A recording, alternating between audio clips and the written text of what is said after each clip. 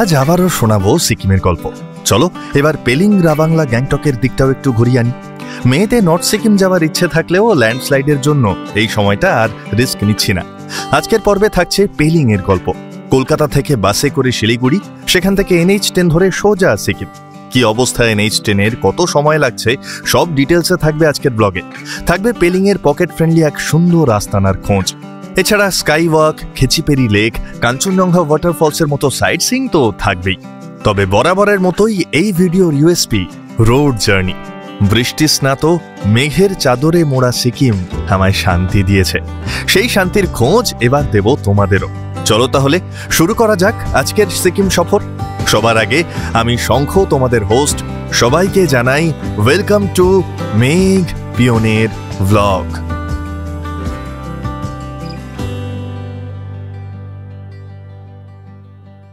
ঘড়ি বলছে 4:09। আমি এখন আছি আমাদের সোনারপুরে বারেন্দ্রপাড়া। সেই বারেন্দ্রপাড়ায় ইস্কন মন্দির আছে, সেখানে আমার বাস যদিও 7:50 ইজি রাইড, কিন্তু সেই পঞ্জিকা বলেছে যে 1:30টার পর আমার আর বেরোনোর কোনো অমৃত যোগ নেই বা ভালো কোনো যোগ নেই। সেই জন্য মা আমাকে মন্দিরে নিয়ে এসছে 1:30টার মধ্যে বেরিয়ে।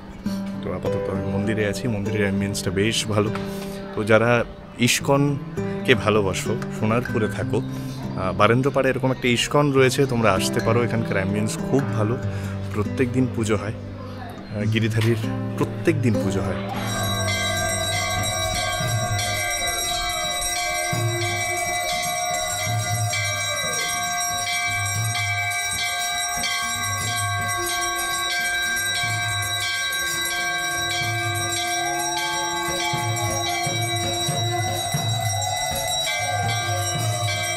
প্রচণ্ড গরম আজ। পেছনে পড়ন্ত সূর্য, ওদিকে ওলা এসে গেছে।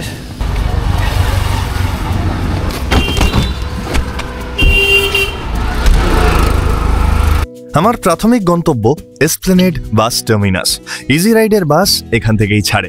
এর আগে এক্সপ্রেস লাইন আর লোকনাথ ভলভোতে চড়ার অভিজ্ঞতা আছে আমার। দেখা যাক ইজি রাইড বাসটা কেমন। যা বুঝলাম মোটামুটি 9600 সব ভলভোই একই। সিঙ্গেল ডাবল মিলিয়ে মোট 42টা স্লিপার সিট। প্রাইসিং কিন্তু ডাইনামিক। দিনের দিন কাটলে যদি অ্যাভেলেবেল থাকে টিকিট, ইজি রাইড 1500তেও পাওয়া যায়। আবার রাশ থাকলে কখনো কখনো 4000 টাকাও ছাড়িয়ে যায় প্রাইস। ইজি রাইডে ওয়েলকাম ফুড কিটে দেয় কাপ নুডলস, একটা জলের বোতল আর জলজিরা। ট্রেনের অল্টারনেটিভ হিসেবে ভালো অপশন। টোটাল 2টো হল্ট দেয় এই বাস। প্রথমটা কৃষ্ণনগর, দ্বিতীয়টা ভোরবেলা ডালখোলায়। টোটাল স্টপেজ টাইম থাকে 20 মিনিট। তার মধ্যে তোমাদের খাওয়া, ফ্রেশ হওয়া আর যা যা কিছু করার আছে করে নিতে হবে।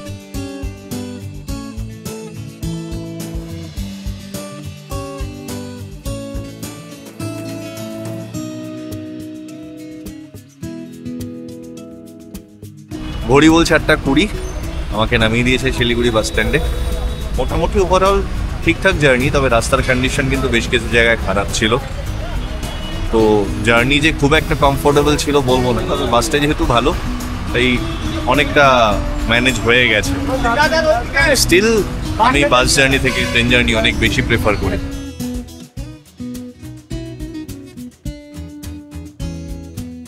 এই যে গাড়ি চলে এসছে আমার। Good morning. চলে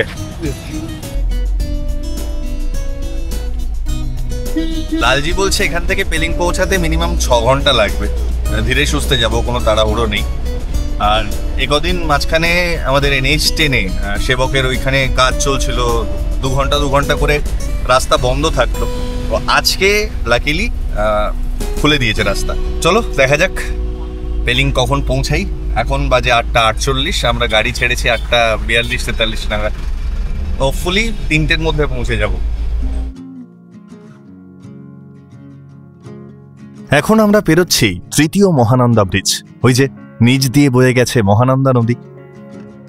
সালুগাড়া পেরিয়ে সেবক রোডে ওঠার সময়টা আমার অদ্ভুত এক উত্তেজনা কাজ করে প্রত্যেকবার। মনে হয় এই তো আর কিছুক্ষণের মধ্যেই কংক্রিটের জঙ্গল পেরিয়ে আমরা সবুজের আশ্রয় গ্রহণ করতে চলেছি।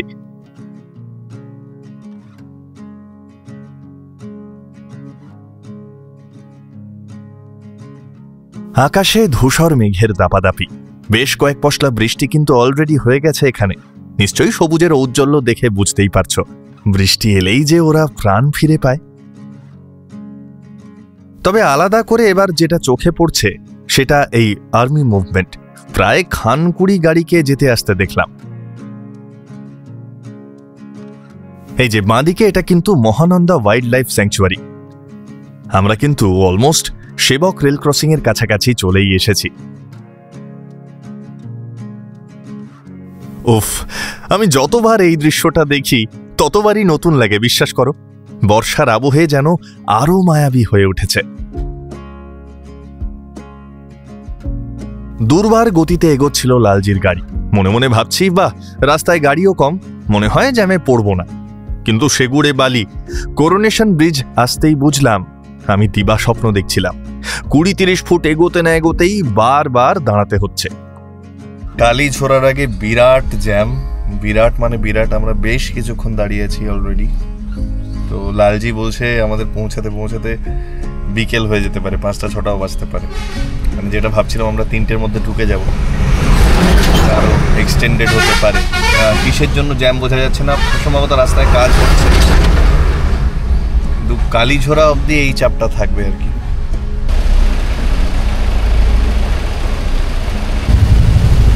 এই হলো জ্যামের কারণ। রাস্তার অর্ধেকটাই তিস্তা নিয়ে গেছে, তাই এক পাশের গাড়িকে দাঁড় করিয়ে আরেক পাশের গাড়িকে ছাড়তে হচ্ছে।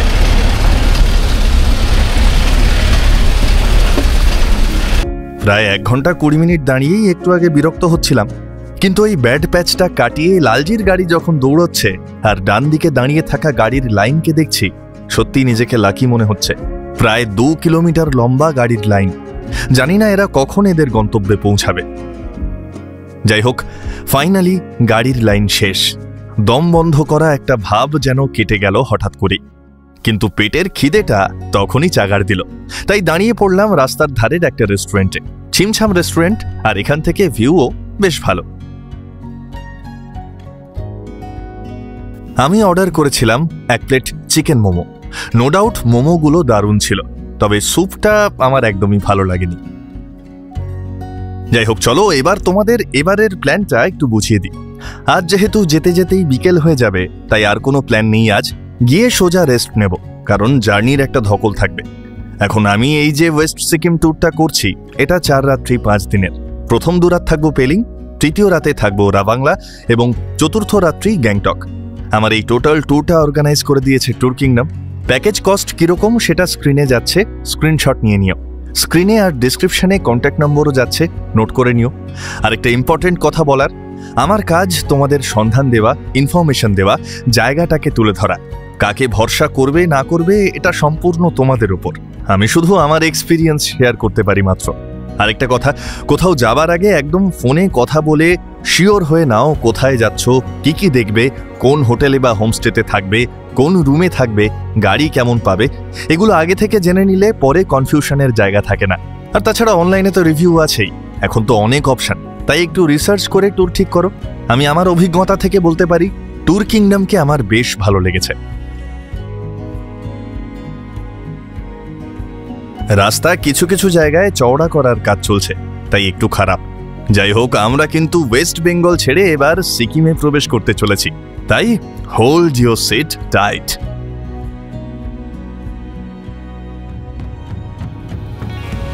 ঘড়ি বলছে 12:45 আর আমরা অফিসিয়ালি এখন সিকিমে আমি যতবার এসেছি এখানকার চওড়া রাস্তা আমার চোখ বরাবরই টেনেছে। আর আজকের এই মেঘলা আবহে যেন আরো একটু বেশি ভালো লাগছে এই রোড জার্নি।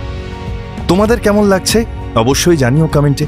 যারা আমার গল্প এই প্রথম দেখছো তাদের বলি, আমার কাছে গন্তব্যের চেয়েও এই যাত্রাপথ একটু বেশি গুরুত্বপূর্ণ। তাই আমার গল্পে এই যাত্রাপথের গল্পরা একটু বেশি প্রাধান্য পায়। তোমাদের যাদের একটু লেংদি মনে হবে স্কিপ করে যেও। আর যদি তোমাদের ভালো লাগে তাহলে লাইক আর সাবস্ক্রাইব করে দিও। যদি ভালো লাগে তবেই, কোনো জোরাজোরির ব্যাপার নেই। আমি প্রত্যেক সোমবার সকাল 9:30 এরকম একটা করে গল্প নিয়েই আসি। এই যে ডান দিকের রাস্তাটা উঠে গেছে দেখছো, ওটা নামচি হয়ে রাবাংলা চলে গেছে, আর আমরা যাচ্ছি সোজা পেলিং এর দিকে।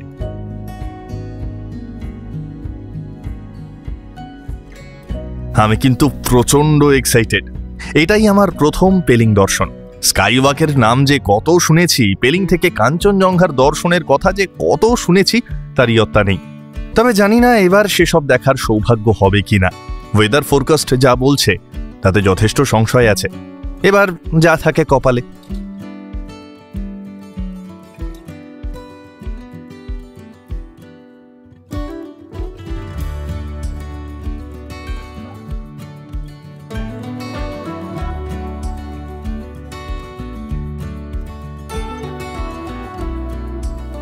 উফ, তোমরা ল্যান্ডস্কেপটা দেখছো?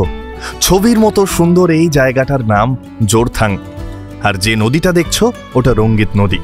নামচি ডিস্ট্রিক্টের মেজর টাউনগুলোর একটা এই জোরথাং, সেটা নিশ্চয়ই দেখেই বুঝতে পারছো। বিশেষ করে এই জায়গাটা দেখে আমার এমজি মার্গের কথা মনে পড়ছে। জোরথাং ব্রিজ পেরোচ্ছি আমরা এখন।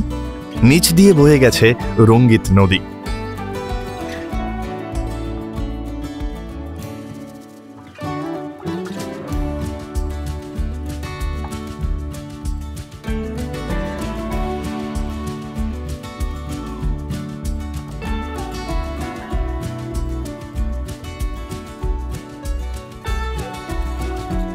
মাখনের মতো রাস্তা, চারিদিকে ছড়িয়ে সপ্রতিভ সবুজের দল, মেঘমল্লারের আভাস আর হালকা মৃদু ঠান্ডা হাওয়া, জমে ক্ষীর একদম।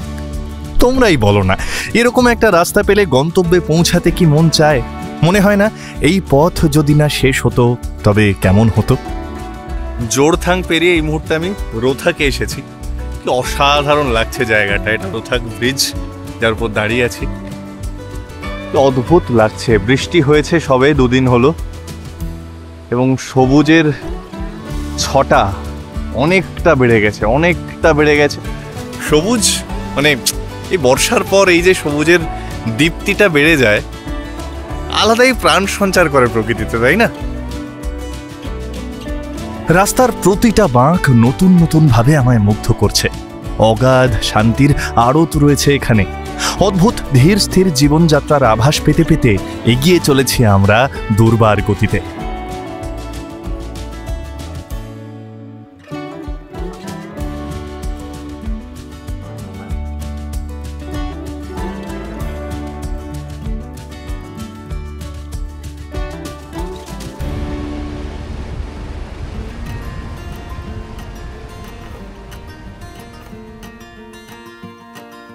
এই যে এইটা হলো রেশি বাজার।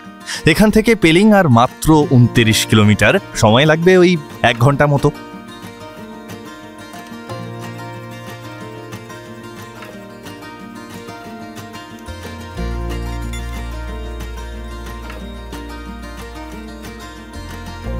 দেখতে দেখতে চলে এসেছি লেকশিপ টাউন। এটা সিকিমের গয়ালসিং জেলার মধ্যে পড়ছে।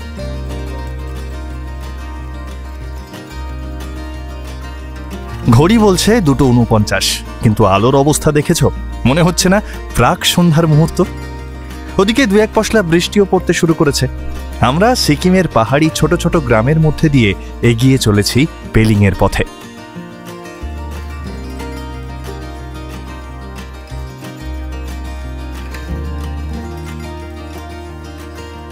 পেলিং এর কিন্তু 3টে part, lower Pelling, middle Pelling, upper Pelling.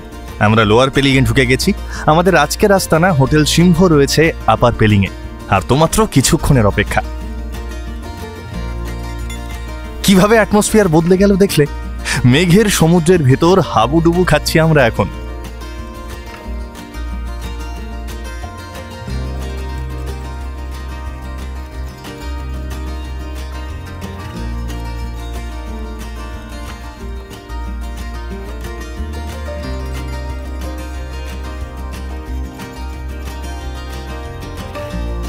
অবশেষে আমরা আপার পেলিং এ পৌঁছালাম। ঘড়ির কাঁটা বলছে 3:55। আমরা শিলিগুড়ি থেকে গাড়ি ছেড়েছিলাম 8:40 নাগাদ, মানে প্রায় 8 ঘন্টার কাছাকাছি সময় লাগলো কিন্তু আমাদের।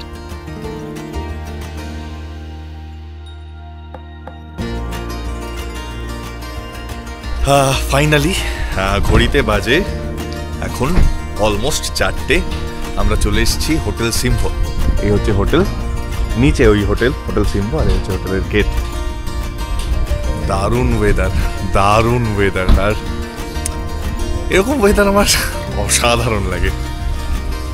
মেঘের রাজ্যে আবারও। পেলিং জেনারেলি কাঞ্চনজঙ্ঘা ভিউয়ের জন্য বিখ্যাত, স্কাই ওয়াক আছে, কিন্তু এই যে ওয়েদার, হয়তো কাঞ্চনজঙ্ঘা দেখতে পাবো কিনা জানি না, সেটা সময় বলুক, কিন্তু অসাধারণ লাগছে। যে প্রেয়ার ফ্ল্যাগগুলো উঠছে,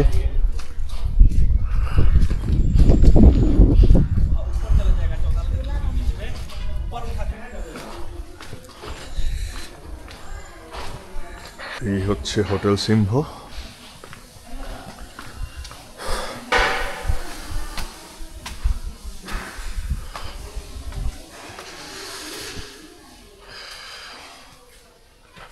রিসেপশন, এদিকে এটা হচ্ছে ডাইনিং এরিয়া।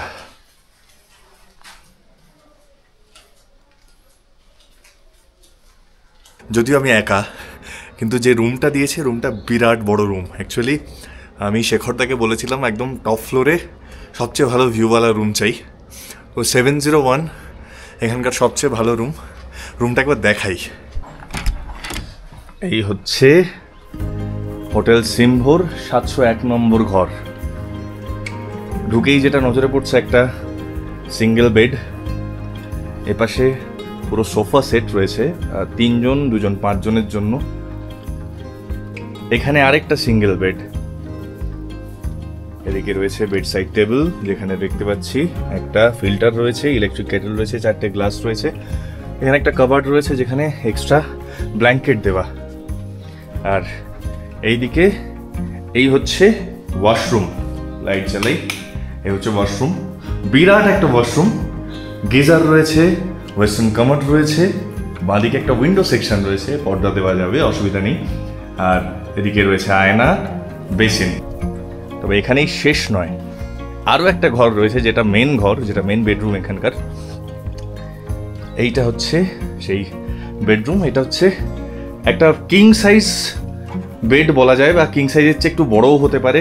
রোগা 3 জন কিন্তু আরামসে শুতে পারে, মানে 2 জন বড়, 1 জন বাচ্চা তো আরামসে শুতে পারবে। বেড সাইড টেবিল রয়েছে, একটা চেয়ার দেওয়া রয়েছে, একটা প্লাস্টিকের টেবিল রয়েছে, ছোট টুল রয়েছে, ডাস্টবিন রয়েছে, টিভি রয়েছে। আর এদিকে সুন্দর ভিউ, এটা কাঞ্চনজঙ্ঘার ভিউ, বালাঘর, এরকম একটা সুন্দর ব্যালকনি রয়েছে। মোটামুটি তাহলে তোমরা যদি 5 জনের ফ্যামিলি আসো, এই 701 রুমটা কিন্তু এনাফ। প্রচন্ড খিদে পেয়েছে। চিকেন থালি তো কি আছে গো? ডাল, ভিন্ডি আলুর সবজি, পাঁপড়, ভাত আর স্যালাড। সারাদিন সেই অর্থে হেভি কিছু খাইনি, মানে ইনফ্যাক্ট কাল থেকে প্রচন্ড গরম ছিল, অস্বস্তি লাগছিল, কিন্তু ফাইনালি হেভি কিছু খাচ্ছি। এবং ঠান্ডা বাইরে, গরম ডাল ভাত, বেশ ভালো। খাবারের স্বাদ কিন্তু আমার ঠিকঠাক লেগেছে। সবচেয়ে বড় কথা, ঘরোয়া খাবার। এখন আমি যে প্যাকেজের কথা তোমাদের বললাম, ওখানে কিন্তু ব্রেকফাস্ট আর ডিনারটা কমপ্লিমেন্টারি। লাঞ্চ বা ইভিনিং স্ন্যাক্স নিজেদের পে করতে হয়। যাই হোক, সারাদিনের ধকলের জন্য আর বাইরে বেরোলাম না, ব্যালকনিতেই কাটালাম গোটা বিকেলটা। লাস্ট 2-3 ঘন্টা ধরে টানা বৃষ্টি পড়ে যাচ্ছে, অদ্ভুত একটা ওয়েদার হয়ে রয়েছে। মেঘের মধ্যে আছি বেসিক্যালি আমরা, যা বোঝা যাচ্ছে। বেশ ঠান্ডা, দারুণ লাগছে, অসাধারণ লাগছে। আশেপাশের যে হোটেলগুলো, তার যে লাইট সাদা মেঘের মধ্যে না স্ক্যাটার্ড হয়ে রয়েছে, ছড়িয়ে রয়েছে। দেখাই, ওই দেখো কেমন ছড়িয়ে পড়ছে লাইটগুলো, এইভাবে এই যে ছড়িয়ে যাচ্ছে লাইটগুলো।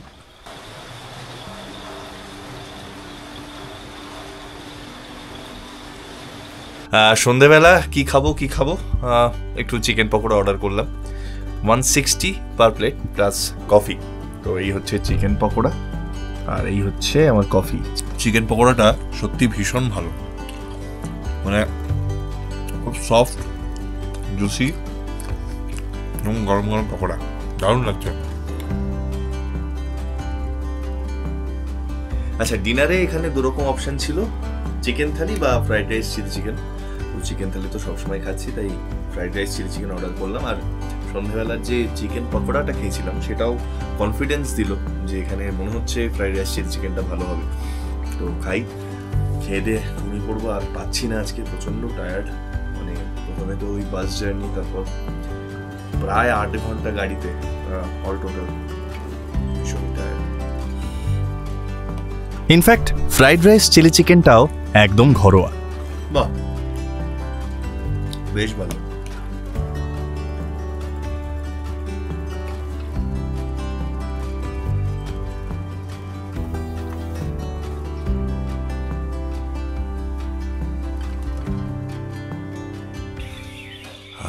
গুড মর্নিং, 4:40 বাজে। এখন একই অবস্থা, পুরো সাদা হয়ে রয়েছে চারপাশটা,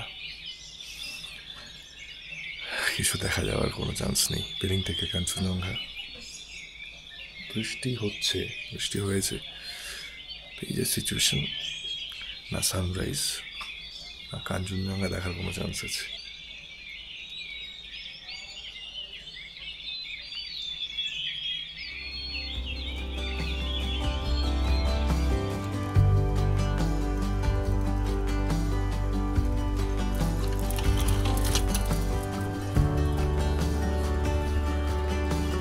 কিন্তু কপালে না থাকলে ঘি ঠকঠকালে হবে কি? আমার চোখের ঘুম সরলেও মেঘের চাদর সরার কোনো চান্সই দেখতে পাচ্ছি না। তাই চা ও ল্যাদ সহযোগে মর্নিং ওয়াকটা ব্যালকনিতেই সেরে নিলাম। ঘড়ি বলছে 8:45, 9টায় সাইট সিং করার গাড়ি চলে আসবে। তাই ঝটপট ব্রেকফাস্টটা সেরে নিই। ব্রেকফাস্টে অপশন ছিল বাটার টোস্ট, পুরি সবজি আর আলুর পরোটা। আমি আলুর পরোটা অর্ডার দিয়েছিলাম। গরম গরম আলুর পরোটা খেতে কি যে ভালো লাগলো। বৃষ্টি হয়ে পুরো কাদা কাদা হয়ে রয়েছে, গাড়ির সামনে পার্কিংয়ে রাখা। আর এইটা ছিল আগে হেলিপ্যাড গ্রাউন্ড। কুয়াশায় মাখামাখি হয়ে দারুণ লাগছে।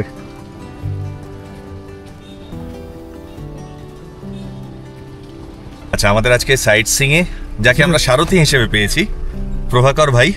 প্রভাকর ভাই বলছে তুমি আমার সাথে বাংলাতেও কথা বলতে পারো। এই যে প্রভাকর দা। Yes sir. কোথায় যাবো প্রথমে আমরা? Sky walk. আচ্ছা, তো আমরা প্রথমে স্কাই ওয়াক যাচ্ছি। চলো দেখা যাক পেলিংয়ে কি কি দেখার আছে। আমাকে পল্লবদা বললো যে মোটামুটি এখন বাজে 9টা, 9:30 মতো। তো পল্লবদা বললো যে ফিরতে ফিরতে 5টা বেজে যাবে, মানে প্রচুর কিছু দেখার আছে। যেমন পেলিংয়ের বিখ্যাত sky walk, Rimbi waterfalls, Rimbi orange garden, Khecheopalri lake, Kanchenjunga waterfalls আর रब्दन्स रुइंस আর bird park. That is okay.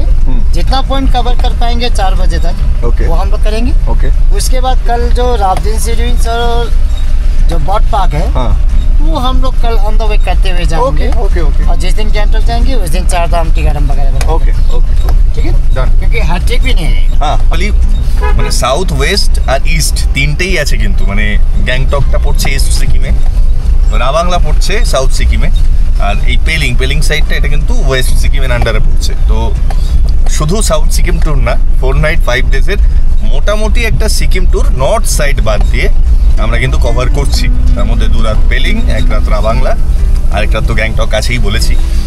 তো চলো এখন স্কাই ওয়াকের রাস্তাটা নাকি খুব সরু এবং স্টিফ, চড়াই, আর রাস্তার হাল এরম হয়ে রয়েছে বৃষ্টির পর।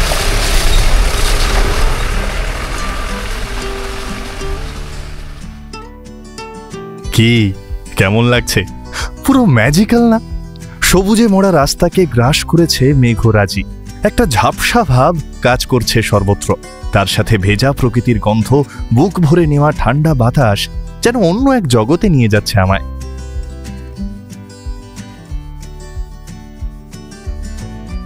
আমাদের হোটেল সিম্ভো থেকে মিনিট 10 লাগলো এই স্কাই ওয়াকে আসতে। মাথা পিছু 100 টাকা করে টিকিট পড়ে এখানে, আর গাড়ি পিছু 30 টাকা। এই হচ্ছে স্কাই ওয়াকের অবস্থা, কারেন্ট সিচুয়েশন। যা কুয়াশা, তাতে কিছুই দেখা যাবে না, এটা তো বোঝাই যাচ্ছে। আর স্কাই ওয়াকের মেন অ্যাট্রাকশনই হলো কাঞ্চনজঙ্ঘার ভিউ। ও চলো দেখা যাক।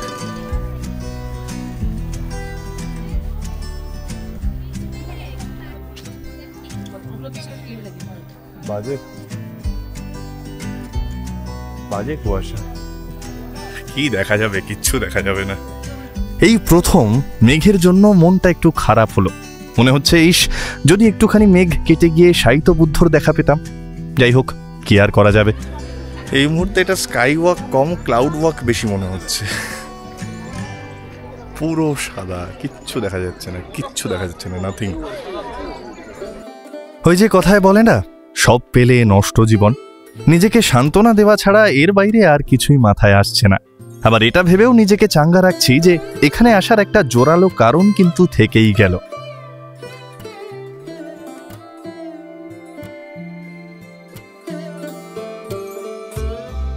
স্কাই ওয়াকের সময় শেষ। এবার পরবর্তী গন্তব্যের পালা। পরের গন্তব্য অরেঞ্জ গার্ডেন, তবে যাওয়ার পথে আমরা রিম্বি ওয়াটারফলস দেখে যাব। বৃষ্টি হবার সুবাদে এখন ওয়াটারফলসগুলোয় একটু জল পাওয়া যাবে, এটাই যা পাওনা। চলো এবার একটু চুপ করে এই জার্নিটাকে উপভোগ করি।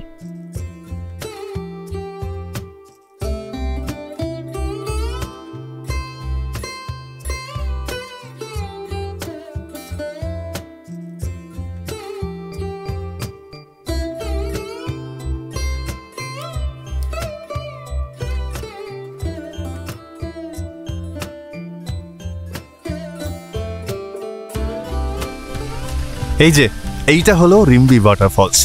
বেশ ভালো জল আছে কিন্তু।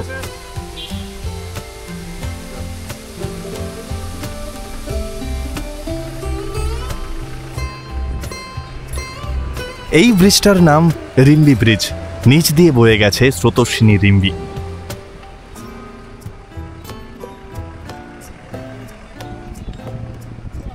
আর এটা হলো রিম্বির পাওয়ার হাউস।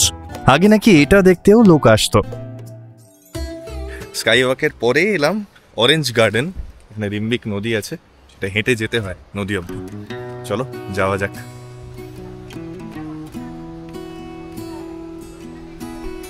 এই হচ্ছে অরেঞ্জ গার্ডেনের নামার রাস্তা। স্বাভাবিকভাবেই এখন অরেঞ্জ থাকবে না, কারণ এটা মে মাস।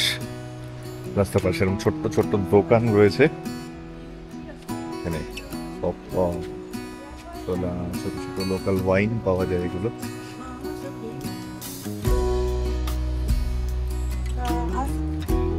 কিতনা?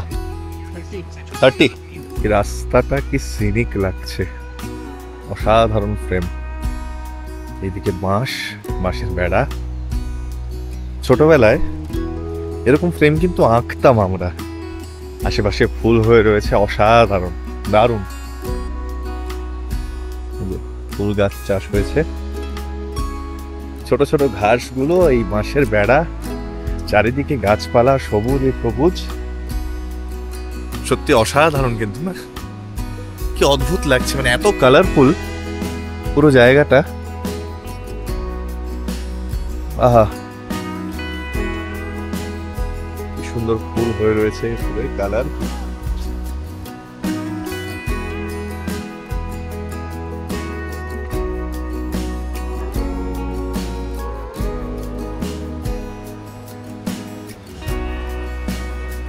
ওই যে রিম্বিক নদী।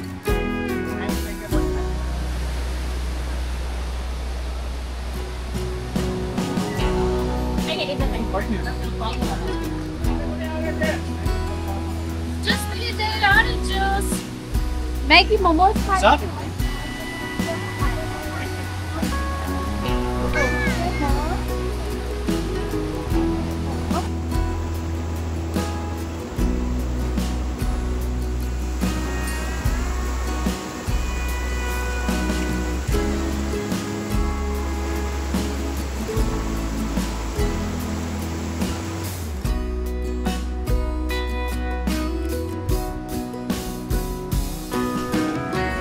কি অপূর্ব লাগছে না? দূরে একদম উঁচুর পাহাড়ে সাদা সাদা মেঘগুলো আস্তে আস্তে সেই গাছের গায়ে আটকাচ্ছে। ওই যে কি অপূর্ব লাগছে ওই জোনটা,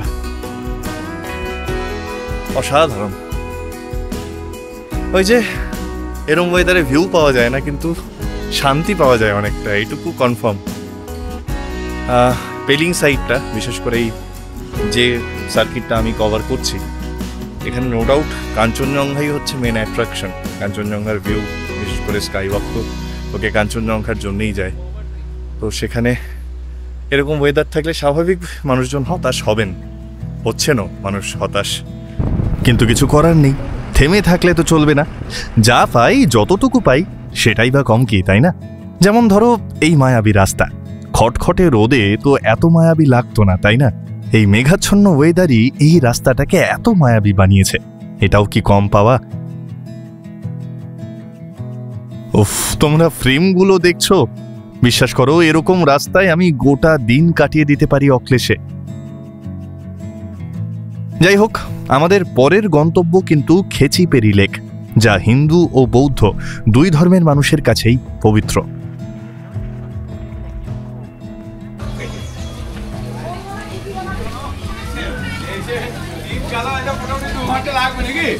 বেশ কিছু সোভেনিয়ার শপ রয়েছে, আর 30 টাকা করে টিকিট এখানে। প্রচুর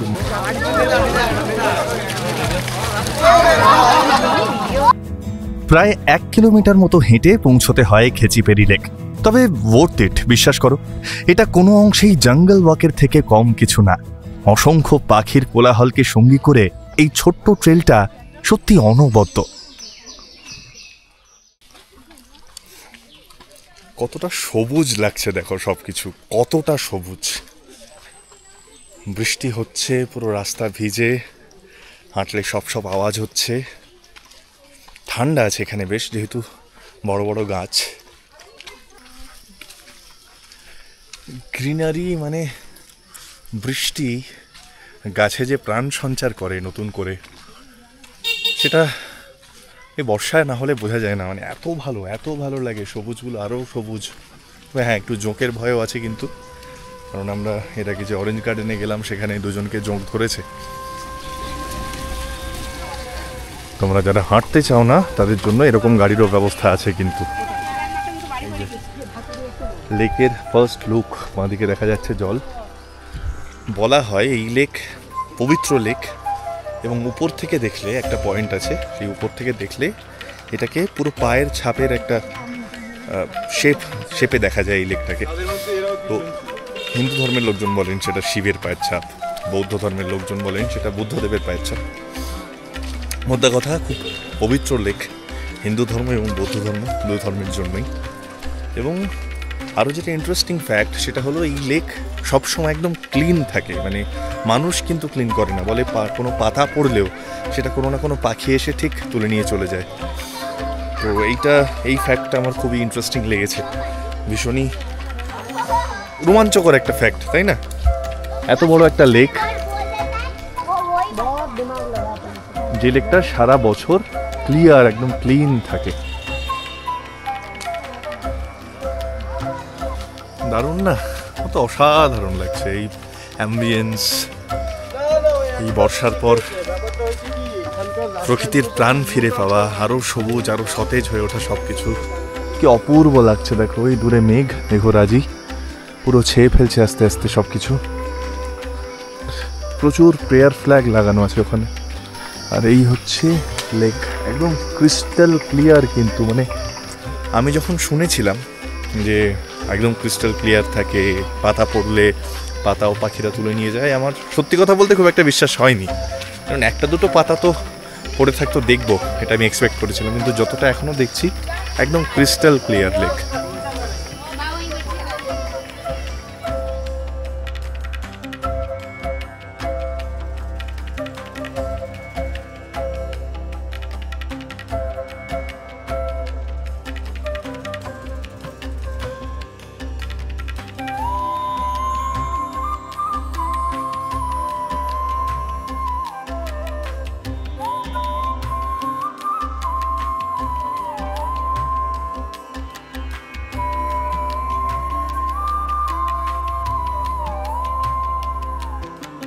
এবার তোমাদের একটা ভালো জিনিসের সন্ধান দিই, উড ফায়ার্ড পিৎজা।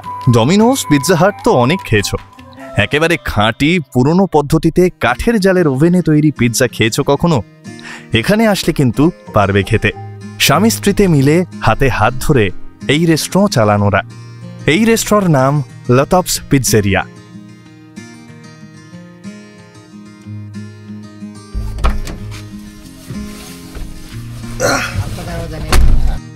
তাহলে স্কাই ওয়াক হলো, রিম্বি ওয়াটারফলস হলো, রিম্বি অরেঞ্জ গার্ডেন দেখলাম, খেচিপেরি লেকও হলো। এবার পালা কাঞ্চনজঙ্ঘা ওয়াটারফলসের। তোমরা রাস্তা থেকে 1 সেকেন্ডের জন্য চোখ সরিও না কিন্তু, কারণ আমার পার্সোনাল ফেভারিট এই রোড জার্নিটা অকৃত্রিম সৌন্দর্যে ঠাসা। এবড়ো খেবড়ো পাথুরে রাস্তা দিয়ে শর্টকাটে চলেছি আমরা। আশা করি আমার এই যে ট্যুরটা তোমরা দেখছো, এটাতে আমি এটা বোঝাতে পারলাম যে যেটা আমি সবসময় বলি আর কি, গন্তব্য সবসময় সব কিছু নয়। মানে এই যে রাস্তা, আমরা যে রাস্তা দিয়ে যাই, এই যে জার্নি, এটাই মেন। মানে আমার মনে হচ্ছে এই যে দেখো এই ওয়েদার, কাঞ্চনজঙ্ঘা দেখা যাচ্ছে না, এখানকার এই সার্কিটটার সবকটা জায়গা, ম্যাক্সিমাম জায়গায় কিন্তু কাঞ্চনজঙ্ঘাকে বেস করে তৈরি, মানে যেগুলোকে তোমরা সোকল্ড গন্তব্য বলো। কিন্তু এইটা কি গন্তব্য নয়? দেখো তো এই যে মানে জায়গাটা আমরা দাঁড়িয়েছি, রাস্তার মাঝখানে, এটা সোকল্ড কিন্তু সেই অর্থে কোনো ডেস্টিনেশন নয়। তো এই অসাধারণ একটা অ্যাম্বিয়েন্স যেটা রাস্তাতে আমরা পাচ্ছি, এবং গোটা রাস্তা জুড়ে অসম্ভব ভালো কিছু ল্যান্ডস্কেপস পেয়েছি, ওয়েদার দারুণ হয়ে রয়েছে, মেঘ হয়ে রয়েছে, আমার তো অসাধারণ লাগছে, কোনো কথা হবে না। তো এটাই তো আমাদের লাইফের মোটো হওয়া উচিত। আমাদের লাইফটাই তো একটা জার্নি, তাই না? আর এই লাইফের জার্নিতে এরকম কত বাঁক, এরকম কত পাকদণ্ডী পাহাড়ি পথ পেরিয়ে, চড়াই উতরাই পেরিয়ে আমাদের এগিয়ে যেতে হয়। আর সেই জার্নিতে থাকে এরকম সুন্দর সুন্দর কিছু ল্যান্ডস্কেপস, বেসিক্যালি জীবনের মেমোরিজ। নিচে পাহাড়ি গ্রামে কাজ চলছে, কাঠ কাটার কাজ, শুধু এইটা ছাড়া কিন্তু আর কোনো শব্দ এখানে নেই। অপূর্ব ল্যান্ডস্কেপ, হ্যাঁ, অনবদ্য ল্যান্ডস্কেপ।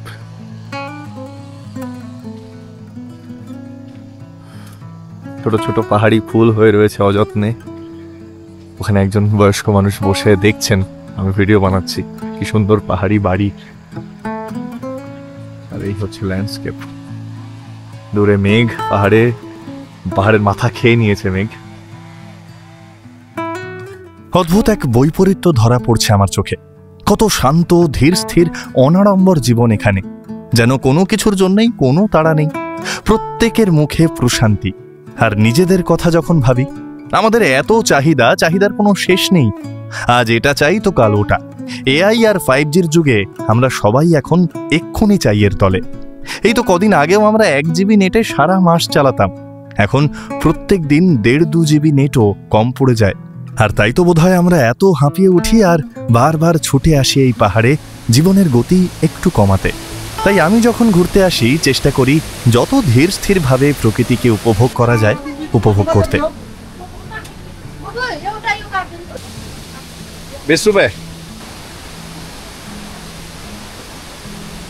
কাঞ্চনজঙ্ঘা ওয়াটারফলস। তাই তোমাদের কাছেও আমার অনুরোধ, কোথাও ঘুরতে গেলে সেখানকার প্রকৃতিকে ভালোবাসতে যাও, প্রকৃতির সাথে সময় কাটাতে যাও।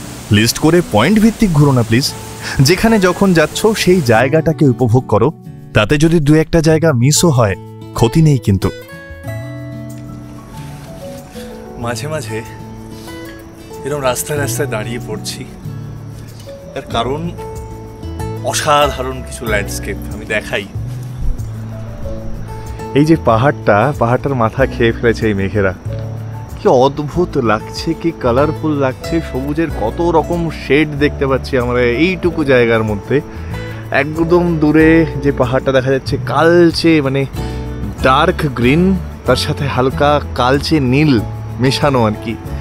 তারপরে আস্তে আস্তে লাইট হতে হতে হতে হতে হতে হতে কত রকম শেড বেরোচ্ছে সবুজের। অনবদ্য লাগছে, কোনো কথা হবে না। নিচে হালকা ওই আমাদের কাঞ্চনজঙ্ঘা ওয়াটারফলসের আওয়াজ পাওয়া যাচ্ছে। অসাধারণ। আর এখানকার এই যে সবুজ, এই সবুজটার শেডটা অসাধারণ। তার মাঝখানে এরকম একটা পাহাড়ি বাড়ি, গাড়ি দাঁড়িয়ে রয়েছে।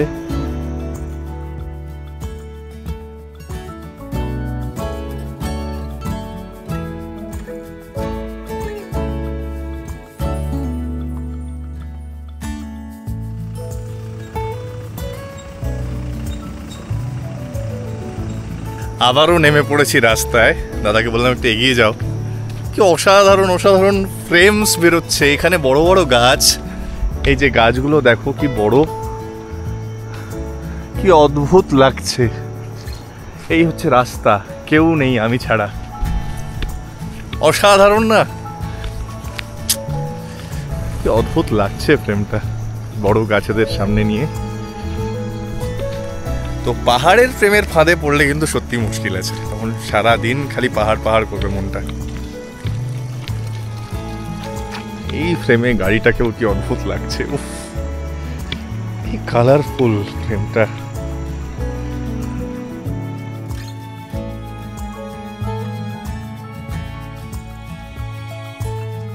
পাহাড়ে যে অযত্নে কত সুন্দর সুন্দর ফুল হয়ে থাকে, আমার সেটা দেখেও দারুণ লাগে। মানে এখানে অযত্নে কিভাবে কি অপূর্ব সুন্দর সুন্দর ফুল হয়ে রয়েছে। এই দেখো, এই ফুলগুলো তো দেখেইছো, আমি পাবংয়ে প্রথমবার দেখেছিলাম। এগুলো পাহাড়ে ভরে থাকে, সাথে হলুদ, নীল, সবচেয়ে সুন্দর জিনিস সবচেয়ে অযত্নেই বেড়ে ওঠে আর কি হয়তো। ওই যে আবারও বললাম, পাহাড়ের ভালোবাসায় একবার যদি তুমি পড়েছো, গল্প আছে বস। আর সেই সব গল্প বলাই তো আমার কাজ, তাই না? পেলিংকে সবাই স্কাই ওয়াক আর সাইট সিংয়ের জন্য বেশি চেনে, কিন্তু আমার মতে এই রোড জার্নিটা পেলিংয়ের ইউএসপি হওয়া উচিত। পাকদণ্ডী পাহাড়ি রাস্তার প্রতিটা বাঁকে যেন লুকিয়ে আছে এক একটা উপন্যাস। শুধু পড়তে জানতে হবে, একটু মাঝে মাঝে দাঁড়িয়ে তার পাতা উল্টে দেখতে হবে। হয়তো আমার কথায় অনেকে ন্যাকামো বা কাব্য খুঁজে পাবে, তা পাক, আমার সত্যিই কিছু এসে যায় না। তবে তোমরা যারা সত্যি প্রকৃতি পাগল, আশা করি তোমরা অ্যাটলিস্ট বুঝবে আমি কি বলতে চাইলাম। ঝিরিঝিরি বৃষ্টি পড়ছে, আর পেছনটা কিরকম ম্যাজিক্যাল হয়ে আছে দেখেছো? কুয়াশাতে লাইটগুলো স্ক্যাটার্ড হয়ে পড়ছে। জানি না এই অনুভূতির কিভাবে ব্যাখ্যা হয়। এটা সম্পূর্ণ সবার হয়তো ভালো লাগবে না এটা, এই ওয়েদার। যারা ভিউ দেখতে আসছো, যারা পয়েন্ট ভিত্তিক ঘুরতে আসো বা ঘুরতে পছন্দ করো, তারা হতাশ হবে, কিছুই দেখতে পাবে না। কিন্তু এই কিছুই যে না দেখতে পাওয়া ব্যাপারটা, এটা আমার অদ্ভুত ভালো লাগে। সামনে কি আছে, চেনা রাস্তাও গুলিয়ে যায় মানুষের। হ্যাঁ, এরম কুয়াশায় সামনে কি আছে বোঝার কোনো জাস্ট উপায় নেই। দূর থেকে শুধু একটা গাড়ি আসছে, তার সাউন্ড বুঝতে পারছি, কিছু দেখা যাচ্ছে না। এটা হচ্ছে মাঠ, এটা হচ্ছে আমাদের গাড়ি 1361 এখানে পার্কড।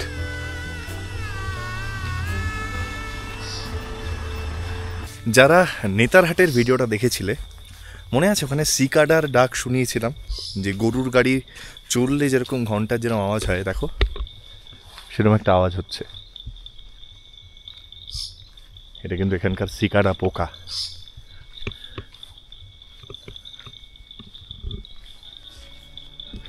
উফ, সামনেটা কি লাগছে, গায়ে কাঁটা দিচ্ছে আমার।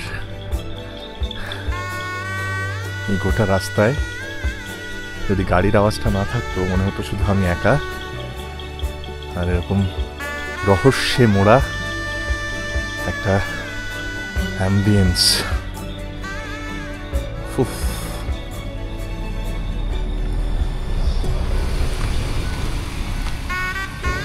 অপূর্ব অপূর্ব অপূর্ব লাগছে।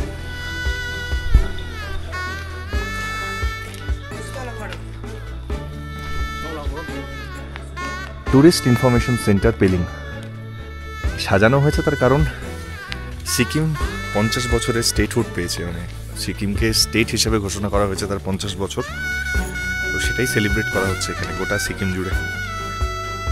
চলো এবার আমি আসি। পেলিং সফর আজ এই পর্যন্ত, দেখা হচ্ছে আবার আগামী পর্বে। এবারের পেলিং সফর তোমাদের কেমন লাগলো জানিও কমেন্টে, আমি অপেক্ষায় থাকবো। আর তোমরাও থেকো অপেক্ষায়। সবাই খুব ভালো থেকো, এই গরমে সবাই সুস্থ থেকো, নিজের ও পরিবারের খেয়াল রেখো। আজকের মতো মেকপিয়ন সাইনিং অফ।